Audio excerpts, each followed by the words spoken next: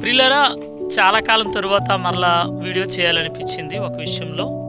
అది మీకు నేను తెలియచేయాలనుకుంటున్నాను. ఏంటంటే, ఈరోజు మనిషి జీవితంలో పాపం అనేటువంటిది ఒకసారి వెతుబడితే మనలోని ఆత్మ జీవితము కనిపించకుండా అది మాత్రమే, పాపం మాత్రమే మనిషిని ఆక్రమించుకొని అది మాత్రమే నేను గొప్పది, నా జీవితమే గొప్పది అని చూపిస్తూ ఉంటుంది.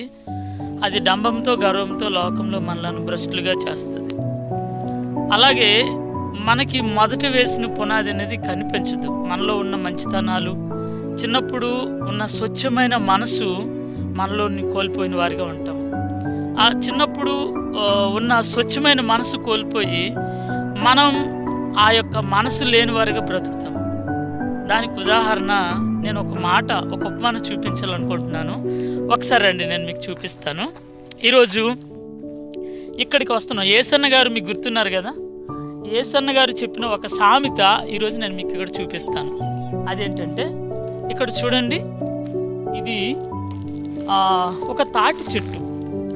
ఇది ఒక తాటి చెట్టు ఇక్కడ ఉంది. ఈ తాటి చెట్టుని చుట్టేసింది చూసారా, మొత్తం చుట్టేసింది ఈ జువ్వి చెట్టు.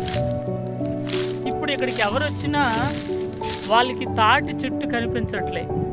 తాటి చెట్టు మట్టలు మాత్రం కనిపిస్తున్నాయి.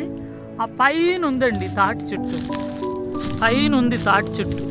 అది కనిపించకుండా ఈ యొక్క జివి చెట్టు మొత్తం ఆక్రమించేసింది. మీరు గమనిస్తున్నారా? ఆ పైన ఉంది చూడండి, అసలు అది కనిపించదు. ఇప్పుడు కొంత దూరంకి వెళ్తే కానీ అది కనిపించదు. మీకు ఇదిగో కనిపిస్తుంది. ఇప్పుడు చూడండి, ఆ పైకి వెళ్ళిపోయింది. అదండి, అంటే ఇప్పుడు మీకు అర్థమైందా? మనిషి కూడా మనలోని పాపం అనేటువంటిది, మనలో ఉండేటువంటి దుర్మార్గత అనేటువంటిది ఎక్కువగా పెరిగిపోతే మనలో ఉండేటువంటి మొదట వేయబడినటువంటి ఆ పరిశుద్ధమైన జీవితము తరువాత మనకి ఉండదు. కాబట్టి పాపంలో ఏమాత్రము పడిపోకుండా మనకి దేవుడిచ్చినటువంటి ఆ ఆత్మ నరకానికి వెళ్ళకుండా పరిశుద్ధంగా మనం కడగబడి, ఇంత విత్తనం అంతా కూడా, మర్రి విత్తనం అంతా కూడా చోటు పాపానికి మన హృదయం ఇవ్వకుండా జాగ్రత్త పడదాం.